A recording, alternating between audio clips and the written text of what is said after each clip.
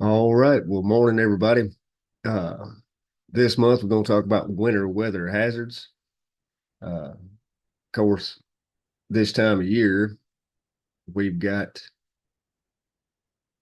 uh, snow, ice, and of course, being Tennessee like it is, we got thunderstorms and rain today. So it is what it is. But that stuff Mother Nature throws at us, we got to deal with, right? So let's see here.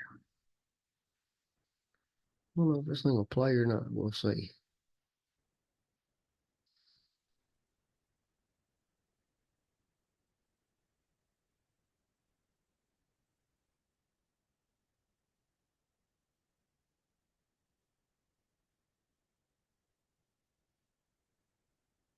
Oh, hey, what I was going to do.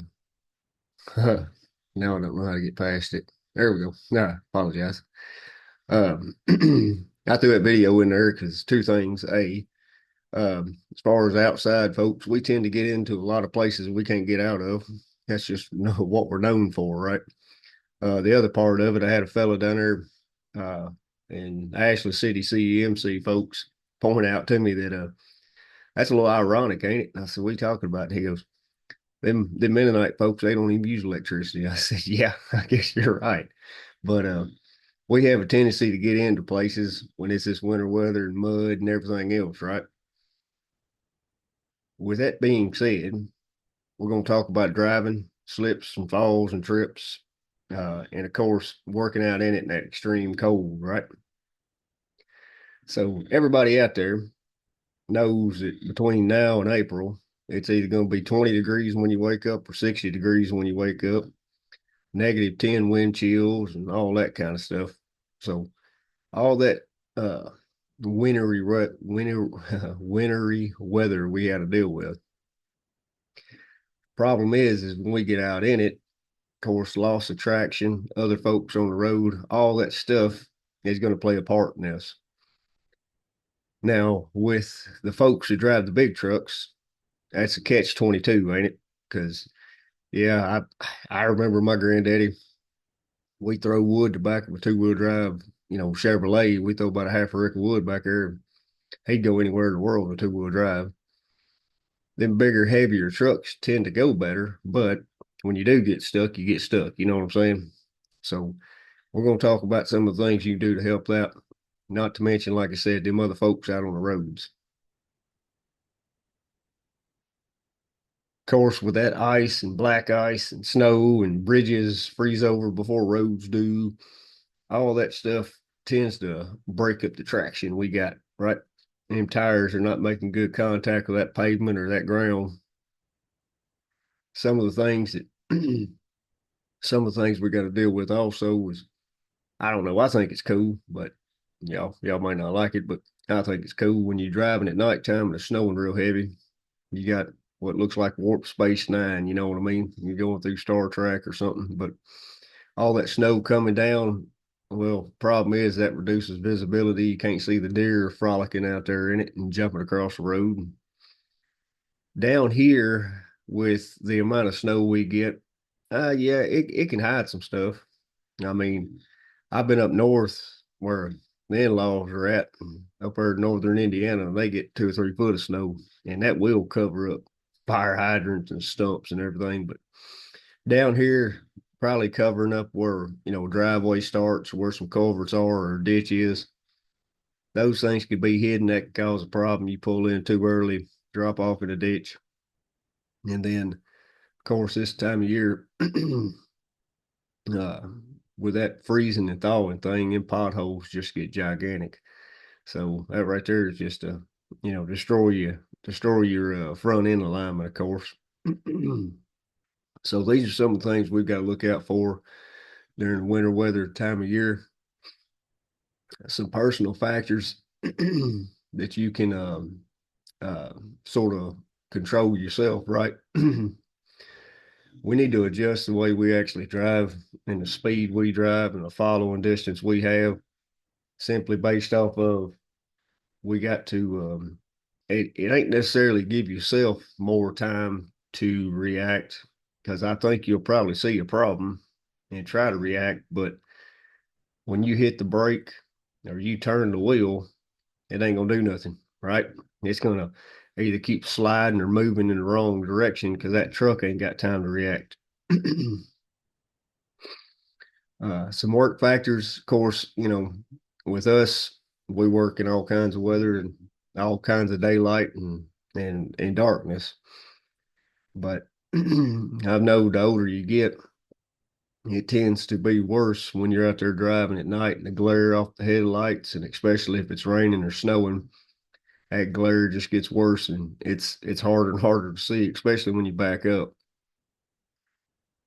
I'd be safe to say that if y'all know there's a bad snow or a bad storm coming in, uh, that more than likely everybody says, "Hey, get in. Let's get trucks stocked up. Make sure you got plenty of wire, plenty of sleeves. Be a good time. Check your brakes, check your tires, check your lights. Make sure everything's working. That way, when you're out there in this stuff, you got everything up to par." Some other factors, of course, we got to watch out for other drivers, right? This time of year, the holiday season, you got folks coming in from out of town visiting family. And unfortunately, some of these folks, when they get back, they tend to partake a little bit and they might have a few or more than a few and a few plus a few more. And then they get back out on the road. And unfortunately for us, we're the ones we're the ones out there working, you know, 11, 12 o'clock at night, cold, wet, shivering, tired, mad, angry. Um, and then, out on the side of the road working, and you got these idiots flying by you. So watch out for those other folks. The best thing for us to do is, of course, watch out for each other and then watch out for yourself, right? You're in charge of your safety every day. So we got to watch out for one another this time of year. Some basic principles that we can sort of help mitigate these risks, right? Like I said a second ago, slow down a little bit, right? Slow down, give your vehicle plenty of time to react because you see the problem, you cut the wheel, you hit the brake, but them vehicles ain't reacting in time, right? Because it breaks that contact with the road there. Like I said, back off a little bit, give yourself a little bit more distance, more that truck, more time to react to what's going on. And then I'm gonna be safe to say here, and I know nobody has ever done this, of course. Nobody. But I'll fall on the sword and I'll say I've done it once or twice or 5 or 10 times. But you know, when you get to work and the whole parking lot, the warehouse, whatever, is just a solid sheet of ice or snow, you get that trouble call, or maybe you go out for a biscuit. And when you head out the gate right there, come across the parking lot, you just might hit that gas a little bit, get a little sideways, spin a tire or two. I know none of y'all have ever done it. I mean, that's guaranteed. None of y'all have ever done anything like that. But uh, you liars, every one of you liars. You know you done it. It's fun. But uh, yeah, easy on and off that gas, right? Easy on and off. You don't want to intentionally or on purpose break traction, right? Especially don't do it on the main road. You got that logo on the side of your door. It's not a good thing for the public to see. But easy on and off that accelerator. And of course, y'all know your territory. Be careful. Y'all know the corners and the hills and the hollers. Y'all know that stuff. Y'all know where it's always bad this time of year. What I would say is give um, give other folks, if they come to y'all's territory to help, or maybe contractors show up to help or something, maybe give them a heads up, let them know where the bad parts of the roads are, and that'll sort of help mitigate the driving part. Now, the folks that have problems after they get to work is just regardless if you're a meter reader, engineer, boss man, uh, anything like that, just because you make it to work safely, don't mean you can make it in the actual door safely. Because you still got to make it from your vehicle through the parking lot into the warehouse or into the office. So everybody, once you make it to the actual parking lot's got to be careful just walking inside. Those slips and trips and falls, of course, obviously the easiest way to prevent that stuff is remove the hazard. Pretty easy, right? Clearing the stuff out, snow shovels, whatever. Because typically, most places always have one or two folks that are the early birds, right? They always show up early, and hopefully, maybe they're the nice ones and they throw out some de-icer or sand or salt or whatever. Of course, use appropriate footwear, right? I mean, for all you fellas that work outside, don't wear your high heels and stuff, but appropriate footwear. They make yak track things. What I remember seeing them, they're like rubber bands with nails on the bottom of them, and you slip them over your boots. They work pretty well. Another thing you could do is change your stride. So your brain, I guarantee you, everybody's done it. Where at some point in time you've been, my apologies there. Some point in time you've been walking and you have slipped and sort of caught yourself. Well, your brain does a real good job at um, ended up knowing where your feet go on a daily basis. So one thing that you can do is when you're walking on ice and snow and all the slippery surfaces is actually shorten your strides up, because if you take those normal long strides, your center of gravity is a little bit further out. Shorter strides, shorten them things up a little bit. If you do slip, and now its center of gravity is tighter in, you catch yourself a little easier. Like I said, everybody here, I guarantee, has probably been head to work and then look up, be driving in the gate and be like, well, last 20 minutes, I don't even remember stop signs, red lights. We all go to that automatic mode. That's okay normally, normal everyday kind of thing. But when you're walking on this slippery stuff, you actually need to probably watch your feet because, like I said, black ice, stuff like that, you can't really see it or you don't expect it. So keep your eyes on where you're putting your feet. Might help you catch yourself a little bit better. And then, of course, if there's handrails, well, use handrails, obviously. But I don't see too many handrails out in the hayfield. But, use whatever you can to steady yourself if you were to slip and fall. Of course, cold, cold weather for the folks that get to come into work, go to the office or the warehouse and stay in there all day. You stay nice and warm. Everybody else has got to go out in it. Well, we got to deal with this stuff, right? The hypothermia, and trench foot. I mean, you can say that just based off of heavy socks and sweating and not changing your socks like you ought to, but freezing. Essentially, like you freeze or burn, right? Freeze or burn is just like your like your regular burns. They have degrees, and so you have degrees of frostbite. And then last but not least, a couple of the associated injuries, snow blindness, dehydration, and we'll cover them at the very end.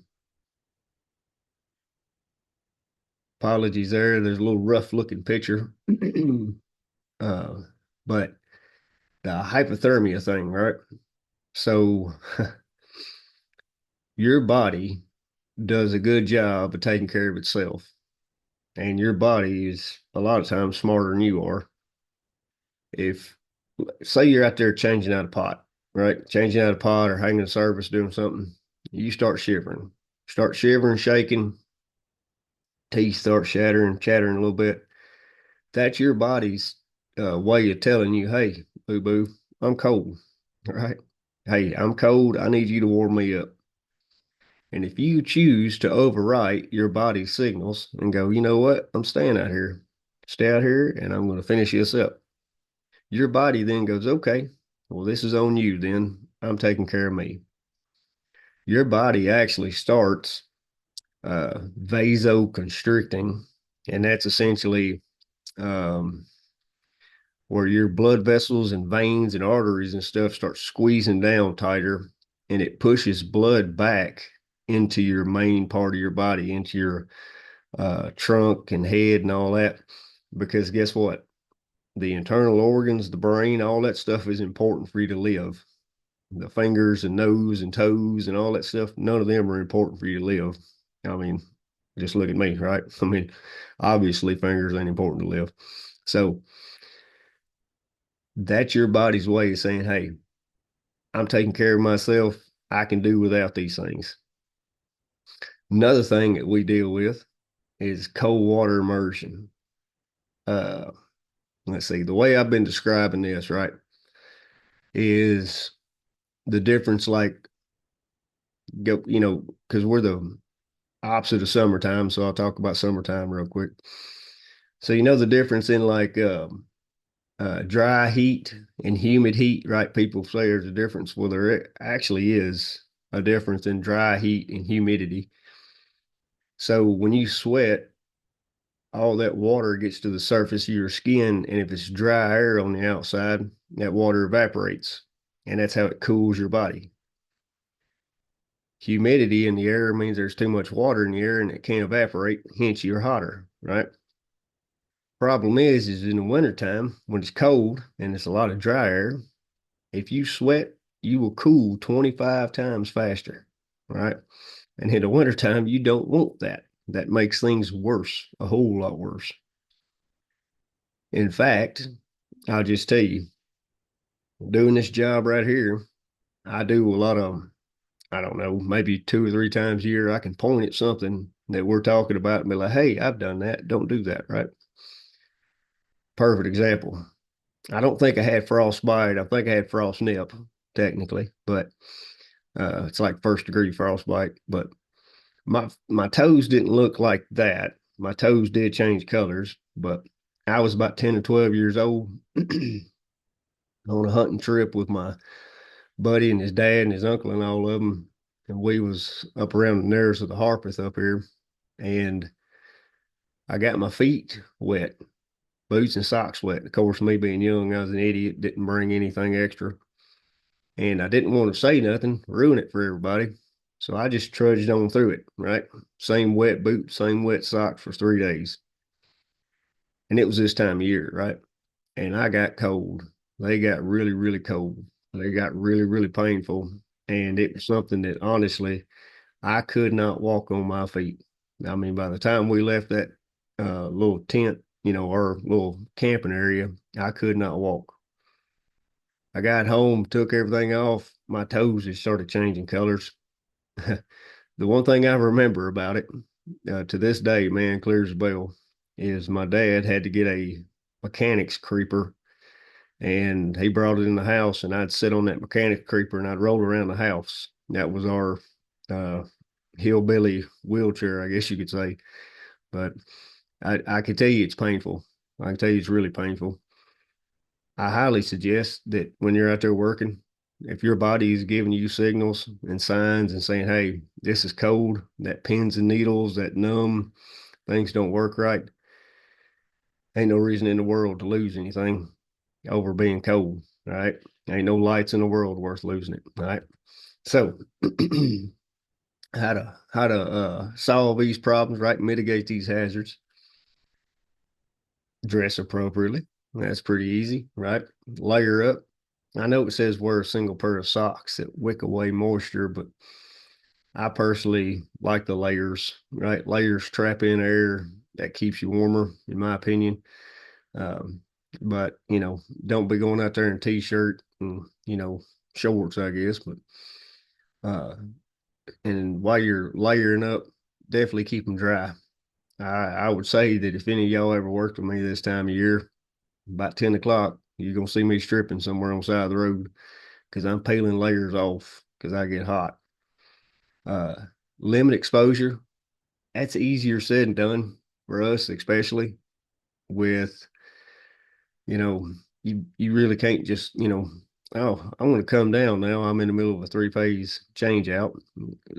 That don't happen too often, but I'd say maybe if you take turns in the bucket, if you take turns in the bucket instead of day on, day off, maybe half a day on, half a day off, right?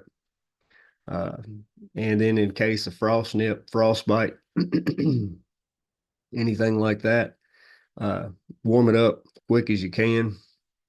If things still don't feel right, act right, somebody ain't acting as normal as it should be, uh, call EMS in, right? Get them to look it over. Because, like I said, there ain't no electricity, ain't no lights in the world worth losing any fingers and toes and nose over. Real quick, with snow blindness, I never really had a problem with this until after my accident. And then for some reason, where the eyelids weren't closing all the way, um, I remember my wife having to drive me to Vandy because that first winter after the accident, man, it's I equate it to, you ever got something in your eye, like an eyelash, right? And you sort of like, oh, no big deal, right? You sort of dig it out. The other time, like possibly you're grinding or something and you ain't got your safety glasses on, and something gets in your eye to where your eye just clamps shut and it just tears and that water starts pouring out, that's what would happen. I mean, my eyes would just clamp shut and I could not open them. Best way to handle that, and I would assume that your safety glasses are probably UV rated, right? UV resistant kind of things. But you know what? It goes back to you putting on your safety glasses. So try to lessen that, take breaks. Your eyes are muscles just like everything else on your body. So they need breaks just like everything else does. Uh, and dehydration.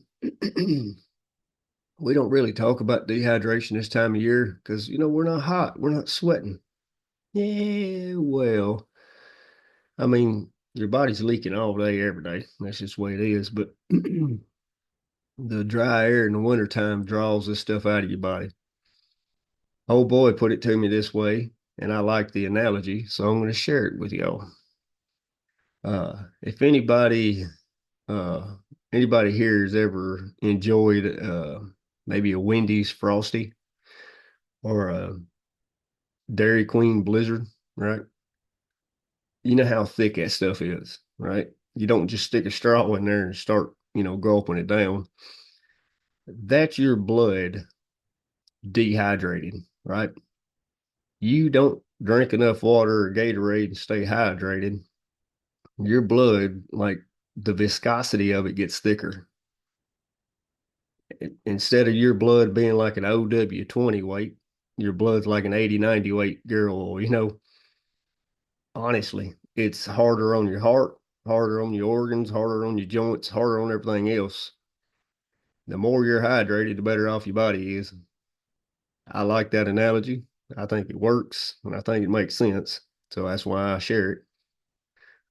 But speaking of staying hydrated, of course, proper hydration, fellas, that's stay away from alcohol, right? Now I know it's the festive time of year.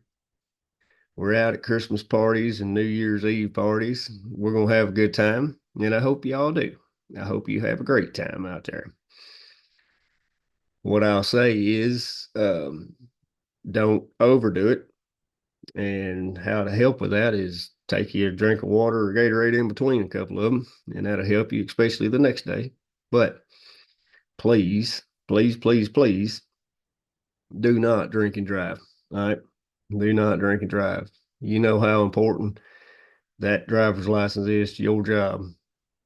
So don't take that risk, man. It ain't worth it. It ain't worth it. It ain't worth getting somebody else hurt, killed, something like that. So don't drink and drive out there. All right. So that right there to summarize everything and button this bad boy up, because like I said, this one right here is relatively short, relatively easy. Mother Nature's gonna throw stuff at us, and y'all can hear the thunder outside, so it's lightning and thunder where I'm at, and I know that stuff's working its way up y'all way. Tomorrow it might be snow, right? I mean, that's just the way it is. So you got to give yourself more time when you're driving in this, and that traction is, a whole lot worse than what it is today. Give yourself more time. Follow people a little bit further away from them. Easy on and off that gas. Not to mention when you're out walking in this stuff, short strides, close center of gravity, keep your center of balance to you. Uh, and then sort of, what we talked about there at the very end of it, when you're out working in this, take care of yourself. You know your body, you know how it feels. You get cold, warm up. Best thing you could do. And just saying, if you possibly throw, gloves on the dash and have that defrost on, be careful. That's not technically right, but it's a natural rubber, so don't leave them up there too long. Uh, that's just what we do, kind of thing, warm stuff up. But warm yourself up. You think something's bad off with somebody, or you think something's bad off with you, know then signs and symptoms that frostbite, get warmed up. But ain't no electricity in the world losing, worth losing your fingers, nose, or toes, right? So that right there is this month's program. Thank y'all very much. I appreciate it.